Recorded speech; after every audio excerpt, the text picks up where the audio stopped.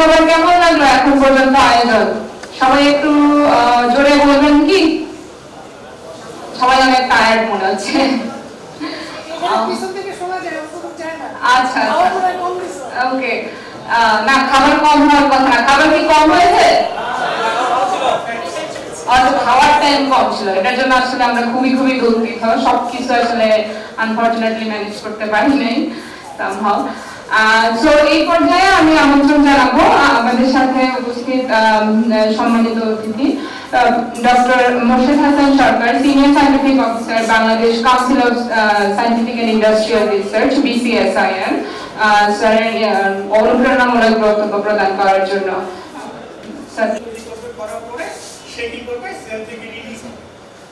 Sell থেকে release হবে। এবার আমাদের এখানে একটা ইস্যু হচ্ছে যে সেল থেকে রিলিজ হওয়ার পরে আমাদের শরীর কি করবে? ভাইরাস একটা আমার শরীরে ঢুকলো, শরীরে ঢুকলে আমারও তো একটা ইমিউন সিস্টেম আছে, আমার ইমিউন সিস্টেম কি কাজ করে?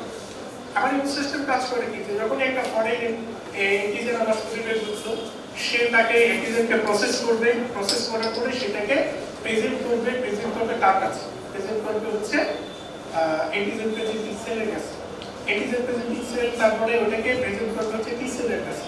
টি সেল তারপরে সেটাকে আবার হচ্ছে অ্যান্টিবডি তৈরি করে যেসব প্লাজমা সেলের কাছে প্রেজেন্ট করবে, করে এখান করে অ্যান্টিবডি তৈরি করবে। সো আমি যে একটা ভ্যাকসিনের কথা ভাবছি, আমাকে এই জিনিসটাও ভাবতে হবে যে আমি যে ভ্যাকসিন তৈরি করতে যাচ্ছি, আমার এখানে ইমিউনোনিউক্লিয়ারগুলো কি অবস্থায় আছে, তারা কিভাবে এটাকে প্রেজেন্ট করবে। ঠিক আছে, আমি এমন একটা প্রোটিনকে টার্গেট করলাম যেটাকে অ্যান্টিজেন প্রেজেন্টই করবে না, সেই অ্যান্টিজেন হিসেবে ট্রিটই করবে না, সেটাকে দিয়ে তার ভ্যাকসিন হবে, তাই না? সো এই জিনিসগুলোকে সবগুলোকে চিন্তা করতে হবে। সো আমি যেহেতু ট্র্যাকে আসি, তো আমরা কম্পিটিশনের বায়োলজিতে যেটা করতে পারি যে ডিজিজ সার্ভেইলেন্সের কাজ করতে পারি। এটা আমার এক বন্ধু পাবলিকেশন, ন্যাচারে পাবলিকেশন হয়েছিল 2021-এ। তারা যেটা করেছিল যে মোবাইল ডেটার সাথে বাংলাদেশে করোনার যে স্প্রেডিংটা সেটা দেখেছিল, সেটা পাবলিশ হয়েছিল ন্যাচারে। খুব ভালো একটা কাজ ICT থেকে করেছিল। সো আমরা কি করতে পারি যে আমরা সার্ভেইলেন্স করতে পারি। সাপোজ আমরা বলেছি যে উহান থেকে কোভিড-19টা ছড়িয়েছে, কেন ছড়িয়েছে উহান থেকে আমরা বলেছি। কেউ যদি দাবি করে যে উহান থেকে না, এমনকি একটা দাবি ছিল যে বলা হয়েছিল যে আসলে উহান থেকে না, সেটা বাংলাদেশ ইন্ডিয়া থেকে ছড়িয়েছে, এটা কিন্তু দাবি ছিল, ঠিক আছে, কিন্তু তার প্রমাণ করতে পারিনি, কারণ তাদের কাছে যথেষ্ট তথ্য ছিল না। কারণ হচ্ছে এখন সায়েন্সের যুগ, সেটা হচ্ছে চাইলেই কেউ ম্যানিপুলেট করতে পারে, ঠিক আছে। সো তারা মনে করেছিল যে বাংলাদেশ ইন্ডিয়ার উপরে চাপাই দিয়ে একটা কাজ করা, এটা আসলে এটা ওয়ান থেকে ছড়িয়েছে, এটা জানি। এবং এই যে সার্ভিলেন্সটা, ঠিক আছে, এবার এই সার্ভিলেন্সটার ইম্পর্টেন্সটা কি, যে আমরা যদি সাপোজ আমরা যদি উহানে যখন এই যে কোভিডে আক্রান্ত হয়েছিল, তাকে যদি আমরা দ্রুত কোয়ারেন্টাইন করতে পারতাম, তাহলে স্প্রেডিংটা কম হতো এবং তাতে কিন্তু সারা বিশ্বের এরকম স্পিল ওভার হওয়ার সম্ভাবনাটা কমে যেত। তারপর যদি আমরা ওই ড্রাগ ডেভেলপমেন্টের কথা, যেটা আমরা কম্পিটিশনাল বায়োলজিতে অনেকে এখানে অনেকে প্রেজেন্টেশন করেছে যে ড্রাগ, তার অ্যান্টিভাইরাল ড্রাগ তৈরি করতেছে। আর আমি অ্যান্টিভাইরাল ড্রাগ তৈরি করলে আমি ভাইরাসটার কোনটার এগেইনস্টে তৈরি করবো, ঠিক আছে। যেমন হচ্ছে এখানে একটা ভালো এক্সাম্পল হচ্ছে কোভিডের ক্ষেত্রে, যেমন হচ্ছে কোভিডের একটা প্রোটিন আছে যেটা আমাদের হিউম্যান বডিতে নেই। কোনটা প্রোটিন? সেটা হচ্ছে আরএনএ ডিপেন্ডেন্ট আরএনএ প্রোটিন, ঠিক আছে। আমার তো তার যখন আমি ড্রাগ ডিজাইন করবো তখন আমার চিন্তা করতে হবে যে তার রেপ্লিকেশনটাকে, তার স্প্রেডিংটাকে আমাকে বন্ধ করতে হবে। রেপ্লিকেশন বন্ধ করতে গেলে আমাকে চিন্তা করতে হবে যে তার রেপ্লিকেশনের সাথে সাথে কোন প্রোটিনগুলো জড়িত আছে, সেই প্রোটিনগুলোকে আমাকে টার্গেট করতে হবে। সেই হিসাবে আমরা যদি দেখি আমাদের হিউম্যান বডিতে আরএনএ ডিপেন্ডেন্ট আরএনএ পলিমারেজ থাকে, যেটা করোনা ভাইরাসের মধ্যে আছে কিংবা অনেক আরএনএ ভাইরাসের মধ্যে আছে, ঠিক আছে। সো সেইটাকে আমরা টার্গেট করব। যেমন রেমডেসিভির কিন্তু তৈরি করা হয়েছিল ইবোলা ভাইরাসের জন্য। 2013-14 13 থেকে 17 পর্যন্ত ইবোলা ভাইরাসের একটা এপিডেমিক আফ্রিকাতে দেখা গেছে। সেই সময় ইবোলা ভাইরাসে অ্যাগেইনস্টে তারা রেমডেসিভির তৈরি করেছিল, সেটাকে পরে কাজ করা হয়েছে কি কোভিডের অ্যাগেইনস্টে, ঠিক আছে। কারণ হচ্ছে কি এটা আরএনএ ডিপেন্ডেন্ট আরএনএ পলিমারেজের অ্যাগেইনস্টে কাজ করে, ঠিক আছে। তো আমাকে তো টার্গেট করতে হবে তাহলে ওই রকম প্রোটিনটাকে, যেটাকে আমি টার্গেট করতে পারবো। তারপর আমরা করোনার সময় সবাই জানি যে আমরা অনেকে ভ্যাকসিন দিয়েছি, ভ্যাকসিন আমরা মোস্ট অফ দ্য কেসে যদি অ্যাস্ট্রাজেনেকা দিয়ে থাকি কিংবা আমরা যদি বায়োটেক যেটা ফাইজার যেটা কিংবা হচ্ছে মডার্না যেটা যাই দিই, যদি শুধু আমরা চাইনিজটা না দিই, চাইনিজটা যেটা ছিল সেটা হচ্ছে লাইভ অ্যাক্টিভেটেড ভ্যাকসিন, সিনো ভ্যাকসিন, বাকিগুলো সবাই কি ছিল স্পাইক প্রোটিনের এগেইনস্টে একটা ভ্যাকসিন, তাই না? কেন স্পাইক প্রোটিনটাকে এগেইনস্টে ভ্যাকসিনটা তৈরি করা হয়? ঠিক আছে, কেন অন্য প্রোটিনটাকে টার্গেট করা হয়? এখানে ইম্পর্টেন্ট জিনিস হচ্ছে যে স্পাইক প্রোটিনটা আসলে কি। স্পাইক প্রোটিনটা হচ্ছে তার রিসেপ্টর বাইন্ডিং ডোমেইনের সাথে রিলেটেড। ভাইরাসটা যখন আমার শরীরে এন্ট্রি করবে তখন সে যে আমার সেলের ভিতরে যাবে সেটার জন্য যে সে রিসেপ্টরে বাইন্ড করবে সেটা হচ্ছে স্পাইক প্রোটিন। সো এটা সারফেসে থাকবে। আমার যদি আমি ভ্যাকসিন তৈরি করলাম, আমার ভ্যাকসিনের যে টার্গেট সে যদি সারফেসে না থাকে ভিতরে থাকে তাহলে কোনো লাভ আছে? কারণ আমার ভাইরাসটা যখন শরীরে ঢুকবে, ঢুকার পরে তার যে ক্যাপসিড প্রোটিন, ইভেন ক্যাপসিড প্রোটিনটাও কিন্তু সেলের ভিতরে ওপেন হবে, তাই না? সো সে তো সেলের বাইরে আসতেছে। আমি যদি একটা ভ্যাকসিন তৈরি করি যার এগেইনস্টে অ্যান্টিবডি তৈরি হয়েছে, সে যদি ক্যাপসিডের এগেইনস্টে অ্যান্টিবডি তৈরি করে, সে কি সেলের ভিতরে যাবে? সো আমি কি আসলে ক্যাপসিডের এগেইনস্টে অ্যান্টিবডি তৈরি করব, ভ্যাকসিন তৈরি করব? আমাকে তৈরি করতে হবে ওইটাকে যেটা সারফেসে আছে, যেটা আমার সারফেসে আছে সেটাকে টার্গেট করতে হবে। সেক্ষেত্রে আমি যখনই এরকম একটা ইস্যু আসবে আমি আগে দেখবো যে এই প্রোটিনটা সারফেসে আছে কিনা, এই প্রোটিনটা আর রিসেপ্টর বাইন্ডিং ডোমেইনের মধ্যে আছে কিনা, এই প্রোটিনটার অ্যান্টিজেনিক প্রপার্টিজ আছে কিনা, এই জিনিসগুলো, এবং তার এই প্রোটিনটা কি পরিমাণ আছে, এইগুলোকে যখন আমি অ্যাড্রেস করতে পারবো যে এটা সারফেসে অনেক পরিমাণ আছে, তারপরে এই রিসেপ্টর বাইন্ডিং ডোমেইন আছে, তখন এটাকে টার্গেট করব। নেক্সট হচ্ছে যে কম্পিটিশনাল বায়োলজি আমরা কি করতে পারি, আমার মনে হয় দুটো স্লাইড লাগবে। হচ্ছে আমাদের হচ্ছে প্যাথোজেনেসিসটা জানতে পারি। যেমন আমাদের বিসিএস এর আমরা একটা কাজ করি যে কোভিড ডেঙ্গির সাথে একটা সম্পর্ক হচ্ছে যে ডেঙ্গির ক্ষেত্রে তিন ধরনের ঘটনা ঘটতে পারে। ডেঙ্গু ইনফেকশন হতে পারে, জাস্ট ইনফেকশন, কিন্তু হসপিটালাইজ হতে পারে, ডেঙ্গু ফিভার যেটা। আরেকজনের ক্ষেত্রে হতে পারে ডেঙ্গু হেমোরেজিক ফিভার হতে পারে, যে তার ডেঙ্গু ইনফেকশন আছে সাথে সাথে র্যাশ করেছে, ঠিক আছে। আরেকজনের হতে পারে ডেঙ্গু হেমোরেজিক শক হতে পারে, যাদের ক্ষেত্রে ভ্যাসোডাইলেশন হয়, প্লাজমা লিকেজ হয়, ঠিক আছে। তিন ধরনের স্টেজ হতে পারে। এই যে তিন ধরনের স্টেজ কেন হচ্ছে, এই ইন্ডিভিজুয়ালের ক্ষেত্রে কি সমস্যা, তার জেনেটিক্যাল কোনো ইস্যু আছে কিনা, তার প্রিডিসপোজিশন আছে কিনা জেনেটিক্যাল, কিংবা তার ইমিউনোলজিক্যাল কোনো ইস্যু আছে কিনা, সেইটার উপর আমরা অলরেডি কাজ করি। তো সেইগুলোকেও অ্যাড্রেস করা যেতে পারে। তো এখন চ্যালেঞ্জটা কোথায় আর অপরচুনিটিটা কোথায়? চ্যালেঞ্জটা হচ্ছে যে ডাটা অ্যাভেলেবিলিটি এন্ড শেয়ার, যেটা আমি বলতে যাচ্ছিলাম যে আমরা যদি ডেটা না তৈরি করি তাহলে তো আমাদের শেয়ারিংটা হবে। সো আমাদের যদি ওয়েট লেভেল কাজ না হয় তাহলে ডেটাও যদি হবে না, আমরা ওই জিনিসটা পাবো। যেমন আমরা এখন যতই সার্চ করি যে ডেঙ্গু সম্পর্কে ইনফরমেশন খুব কম, ডেঙ্গু সম্পর্কে কেউ যদি আরএনএসএ অ্যানালাইসিস করতে চায় সে মনে হয় ওই ডেটাবেসগুলোতে 2-3টা ডেটাবেস ছাড়া কিছু পাবে না, তার মধ্যে বিসিএস এর একটা ডেটা পেয়ে যাবে। কারণ ওটা এরকম কাজ হয়নি। সো ডেটা যদি অ্যাভেলেবল না থাকে তাহলে তো ওই একটা সমস্যা হবে। দ্বিতীয় ইস্যু হচ্ছে কম্পিটিশনাল রিসোর্স, যেটা এক্সপার্টিস, যেটা আমরা বায়োলজিক্যাল এক্সপার্টিস আছে তাদের অনেকেরই কম্পিটিশনাল এক্সপার্টিস থাকে না। সো আমাদের এই যে খুব ভালো একটা উদাহরণ বলেছে আমার যে কি শেপ, আমার একটা বেসিক থাকবে, বাট আমাকে আমার হরিজনটাকে স্প্রেড করতে হবে যাতে আমি আরো জিনিসগুলোকে ধরতে পারি। ওই জায়গাটাতে আমাদের আসতে হবে, ঠিক আছে। তারপরে হচ্ছে আমাদের এথিক্যাল কনসিডারেশন একটা থাকতে হবে, যেটা আরাফাতও বলেছে, আমাদের সিয়ামও বলেছে। যে এথিক্যাল কনসিডারেশনটা কি, যে আমরা যাতে পেপার মেশিন না বলি, ঠিক আছে। সায়েন্স চলে হচ্ছে লজিকের উপরে, আমাদেরকে ওই জায়গাটাতে আসতে হবে। হ্যাঁ, আমরা এক্সপেরিমেন্ট করলেই একটা রেজাল্ট আসবে, তাই এই রেজাল্টটা কি আসলে প্রেজেন্টেবল কিনা সেটাও আমাদেরকে চিন্তা করতে হবে। আর আমাদের অপরচুনিটিস কি, কিছুক্ষণ আগে আপনি যেটা বললেন যে চ্যাটজিপিটি যেমন আর্টিফিশিয়াল ইন্টেলিজেন্স যেমন একটা বড় একটা অপরচুনিটি আমাদের কাছে আছে, আমি কিছু পরে একটা উদাহরণ দিব। তারপর হচ্ছে অনেক ধরনের কম্পিটিশনাল টুলস আছে। তারপরে এখন আমাদের প্রাক্তন যে বিজ্ঞান ও প্রযুক্তি মন্ত্রণালয়ের মন্ত্রী ছিলেন তিনি আমাদেরকে একটা কথা বলতেন যে আপনারা যারা সিনিয়র সায়েন্টিস্ট তারা হচ্ছেন বাংলাদেশের নাগরিক, বাট বর্তমান যারা সায়েন্টিস্ট তারা হচ্ছে ইন্টারন্যাশনাল নাগরিক। কেন আমরা ইন্টারন্যাশনাল নাগরিক? কারণ আমাদের পৃথিবীর যে কোনো জায়গায় যাই হয় আমরা কিন্তু জানতে পারি। আগের মতো না যে আমি আমার মতো করে কাজ করেছি, যে মার্কনি বইটিকে বেতার বানায় ফেলে প্যাটেন্ট নিয়ে দিল, আর এদিকে আমরা বাংলাদেশিরা বলতেছি যে সবার আগে বেতার বিষয় আছে, তাই না? বিকজ হচ্ছে তখন তথ্য প্রযুক্তির ফ্লোটা এরকম ছিল না, তাই না? তো এই জিনিসটা আছে। তো ফিউচার ডিরেকশনে আমি আর যাবো না, আমি তাকে এইটা দেখাবো। এইটা কালকে আমি জেনারেট করেছি চ্যাট জিপিটির মাধ্যমে। চ্যাট জিপিটিকে আমি বলেছিলাম যে আমি থ্যাংক ইউ দিতে চাই, বাট আমি চাই সেটা মাইক্রোসফট আমাকে এরকম একটা থ্যাংক ইউ দিয়েছে। সবাইকে থ্যাংক ইউ।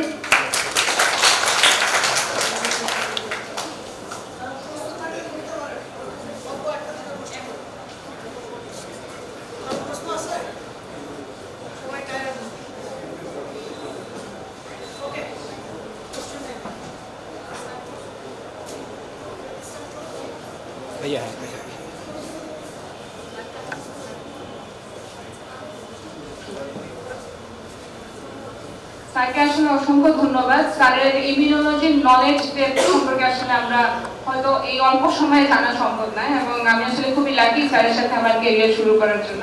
স্যারের থেকে কন্টিনিউয়াসলি আমি অনেক কিছু শিখতে পারতেছি এবং ইনশাআল্লাহ সামনে আরো শিখবো।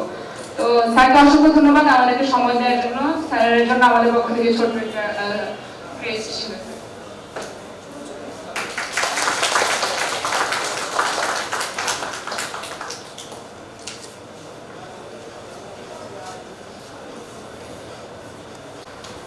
সবাইকে অসংখ্য ধন্যবাদ।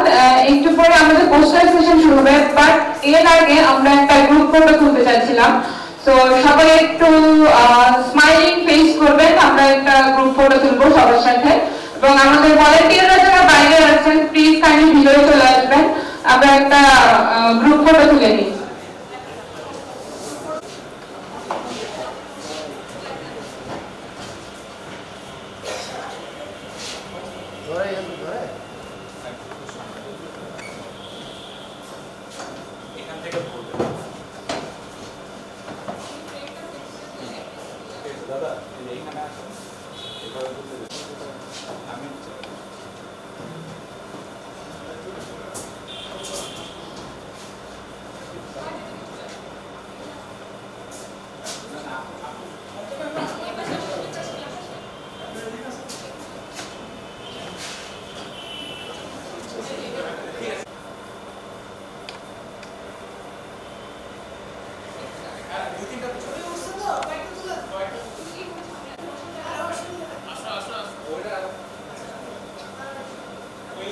AI দিয়ে এডিট করা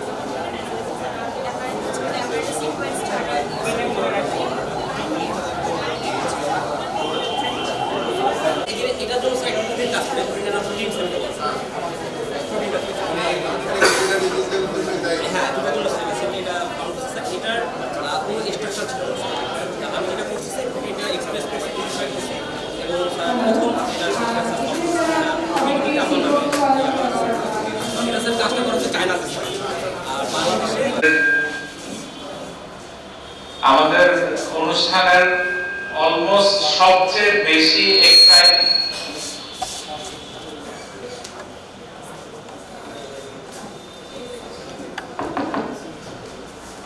সরি একটু টেকনিক্যাল ডিফিকাল্টিজ তো আমরা মনে হয় সবচেয়ে এক্সাইটিং পার্টে চলে আসছি যদিও আমার ধারণা সারাদিনে এক্সাইটিং বেশ কিছু টক ছিল কিন্তু আমি আসলে মানুষের চোখে মুখে ঘুম দেখতে পাইছি সারাদিন কিন্তু আনফরচুনেটলি আমাদের শিডিউল একটু ডিলে হয়েছে বেশ কিছু কারণে সেটার জন্য ক্ষমা প্রার্থী কিন্তু আমরা প্রাইজ গিভিং সেরেমনিটা উইদিন 2 মিনিটস আমরা স্টার্ট করছি থ্যাংক ইউ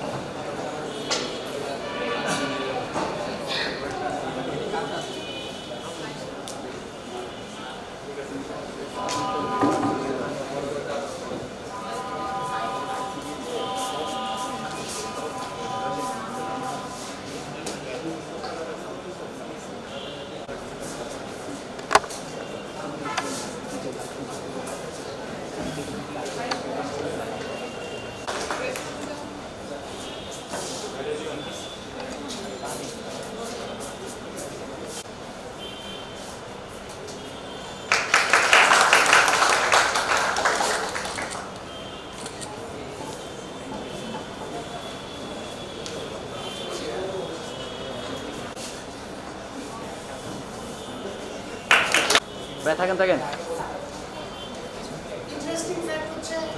আরে ভাই না না না মোট ভুট্টার খাওয়ার কথা থিয়া পড়ুন যাবেন আপনি আপনি পারবেন আপনি পারেন থিয়াতে প্রোগ্রাম করুন আমি তো মন খারাপ হয়েছে আমি তো বলছি আপনি খেলা করেছেন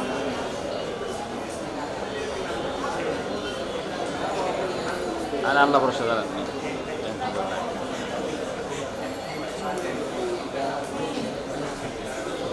আর আমি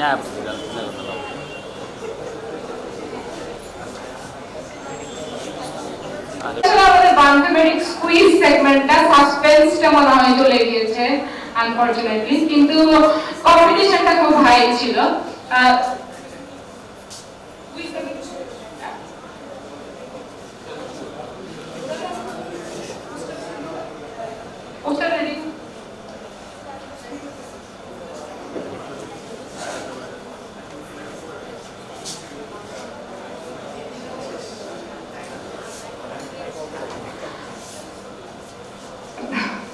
প্রথমেই আমাদের বায়োইনফরমেটিক্স কুইজের চ্যাম্পিয়ন সরি দেখে ফেলেছেন already so let's give a big hand for the champion of mathematics quiz ASM Tanvi Hosen from University of Dhaka and you would like to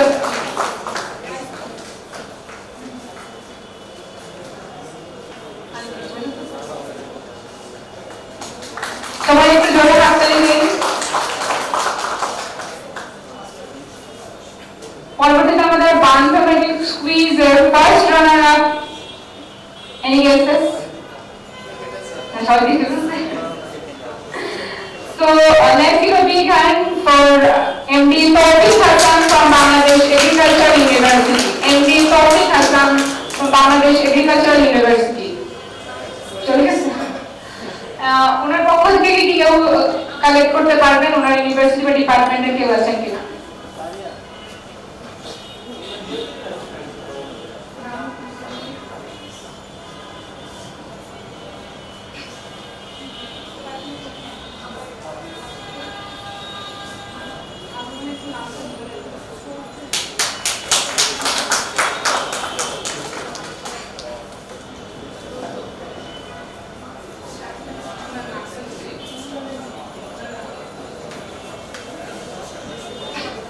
Lastly, our mathematics quiz second runner-up, Abir Hossain from University of Dhaka. Abir Hossain.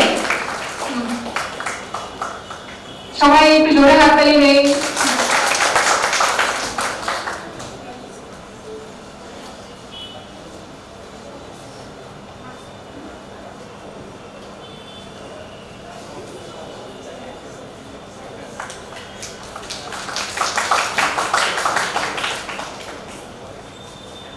এই বছর আমাদের সেগমেন্টগুলোর মধ্যে presentation সেগমেন্টগুলোর মধ্যে আমরা চেষ্টা করেছি একটু নতুনত্ব রাখার, যেটা ছিল আসলে প্রথমবারের মতো আমরা একটা ইনফোগ্রাফিক প্রেজেন্টেশন সেগমেন্ট রেখেছিলাম। নাটক দেখে নেই, ইনফোগ্রাফিক প্রেজেন্টেশন সেগমেন্ট রেখেছিলাম, যেটা আসলে আশা করছি সবার ভালো লেগেছে এবং ওখানে সিলেকশন প্রসেসটাও একটু ডিফারেন্ট ছিল rather than oral and poster. এবং আমরা চেষ্টা করেছি ক্রিয়েটিভিটি এবং রিসার্চ দুটোকেই প্রায়োরিটি দেওয়ার। তো সেখান থেকে আমাদের চ্যাম্পিয়ন একটা প্রাইজ আছে ইনফোগ্রাফিক প্রেজেন্টেশনের জন্য। তো কেউ কি দেখে ফেলেছেন ইনফোগ্রাফিক প্রাইজ পেয়েছি? So give a big hand for the champion of infographic presentation, Sayyidat Asma Sultana Irina, University of Dhaka. Presentation title is Cells, a Revolution in Cancer Therapy.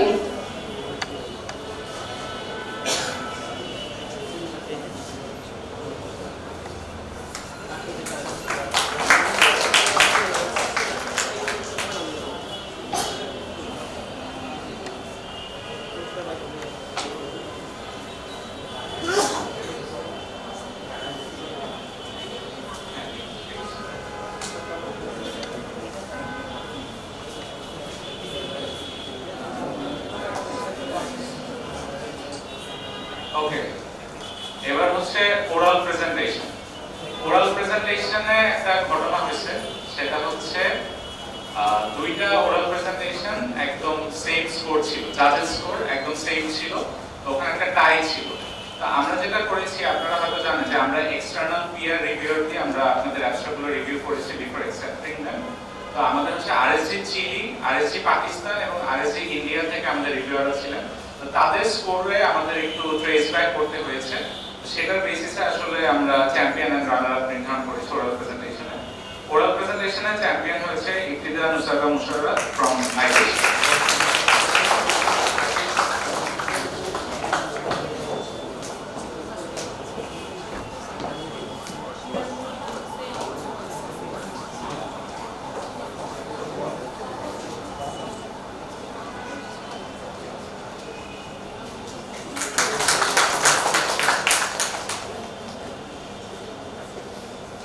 ওকে, এবার runner up আসলে just মানে এটা equivalent to চ্যাম্পিয়নই ধরা যায়। Unfortunately হচ্ছে এটা রানার up হয়ে গেছে despite scoring the same score. Runner up হয়েছেন Sharmin Akter Mukta for her work and awareness for antimicrobial resistance in ESBL producing Escherichia coli isolated from pregnant women and companion animals in Bangladesh.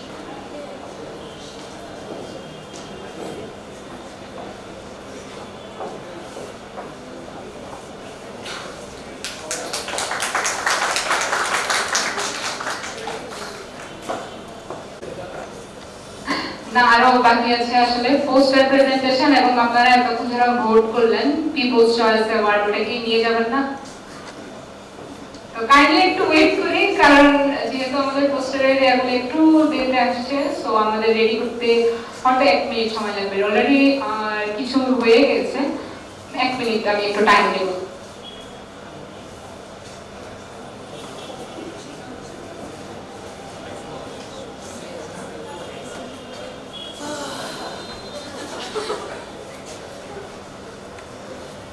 ওকে, মূলত দুইটা ব্যাপার ঘটেছে। একটা বিষয় হচ্ছে ওই যে যেটা বায়োথেরাপিউটিক্স কুইজের ক্ষেত্রে কিন্তু চ্যাম্পিয়ন এবং হচ্ছে রানার আপ সেম নাম্বার পেয়েছে। হ্যাঁ, পার্থক্য করতে হয়েছে আমাদেরকে অ্যাকচুয়ালি টাইম দিয়ে, এবং পার্থক্য টাইমের গ্যাপটা জানেন 1 সেকেন্ড। আচ্ছা, সেকেন্ড হচ্ছে ওইটা তো হয়ে গেছে, যা হয়েছে গুড। দুজনেই সমান নাম্বার পেয়েছে 18, হ্যাঁ 18 হচ্ছে হাইয়েস্ট নাম্বার ছিল। এবার আসে হচ্ছে পিপলস পোস্টার। ওকে, এখানে ঝামেলা লাগছিল আরেকবার, তো এই জন্য আমি আসলে আবার একটু মাথা মুথা ঘুরতেছে এখন। Let's try. আমার কাছে মানুষের নাম নাই, প্রেজেন্টেশনের নাম আছে। প্রেজেন্টেশনের নাম বললে যে মানুষ সেই আইসেন, অনেক আইসেন দিলে আমি করতে পারবো না, চেক করে দেখো। আচ্ছা, সেটা হলো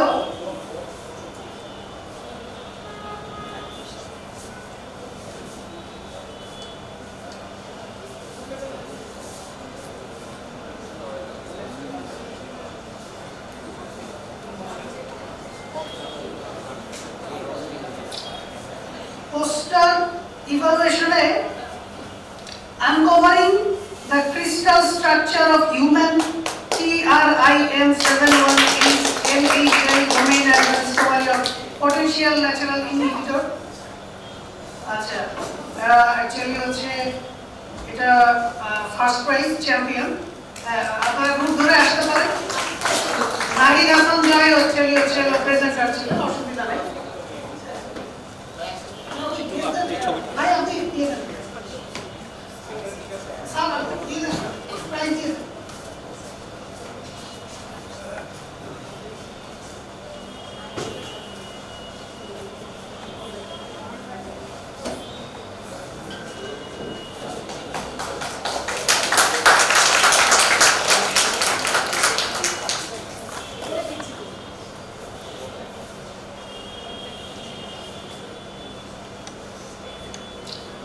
আচ্ছা, আরেকটা প্রাইজ নেক্সট যেটা এটা চ্যাম্পিয়ন গেল, রাইট? রানার আপ হচ্ছে exploring the antimicrobial resistance AMR genes and susceptibility patterns in Klebsiella quasi-nucleate.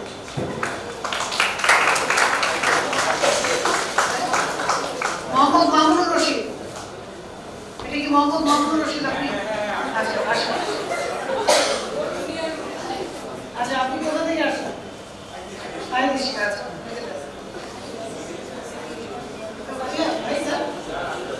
আপনি একটা দেন ভাই, আপনি একটা দেন, অসুবিধা নাই। আপনারা দুজনে থাকে দেখেন, এখন আপনারাই prize then.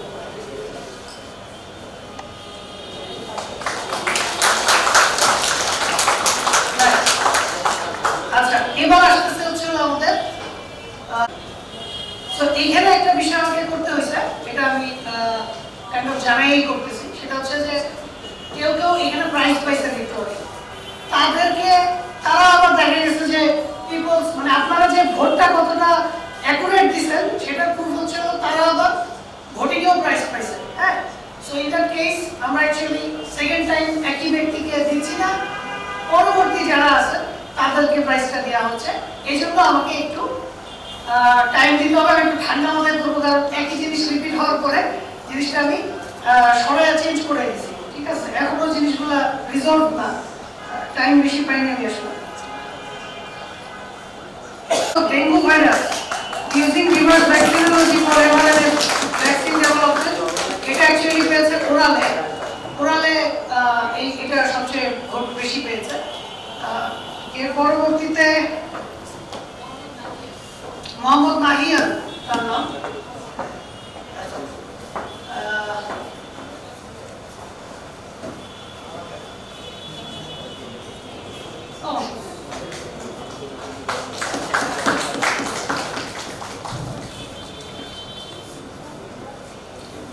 AlphaFold 2 and the Nobel Prize AI powered protein structure, Atifur Rahman.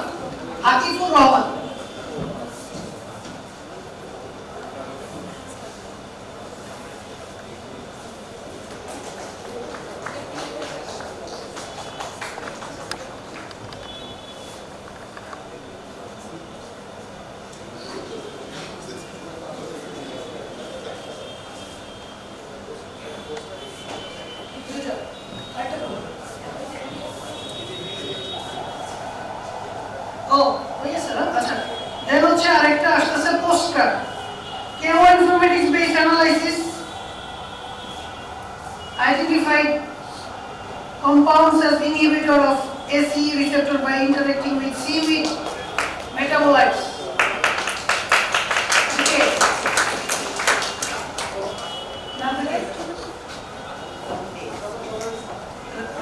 Rahnama Tawasu, Jagannath University.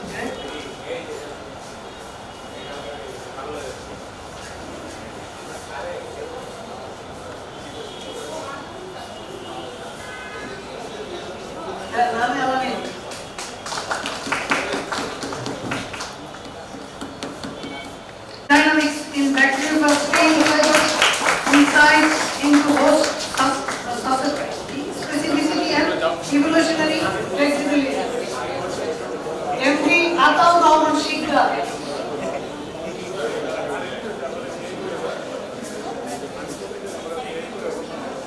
এটা কোন ইউনিভার্সিটি? Islamic university Kushtia.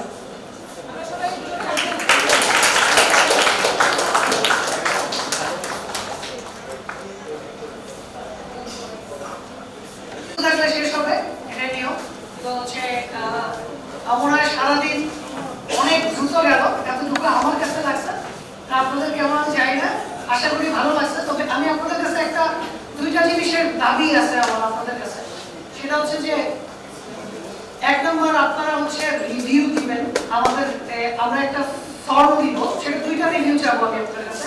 একটা হচ্ছে অ্যাজ এ ওয়ার্কশপ ট্রেনার, আমি ওয়ার্কশপটা এটা আমি প্রথমবার যেহেতু দিয়েছি, এটাকে আমি আরো ভাষা মজা করবো অবশ্যই, কিন্তু সেটা আসলে কিভাবে ইমপ্রুভ করা যায় সেটা আমি আপনাদের কাছে শুনতে চাই।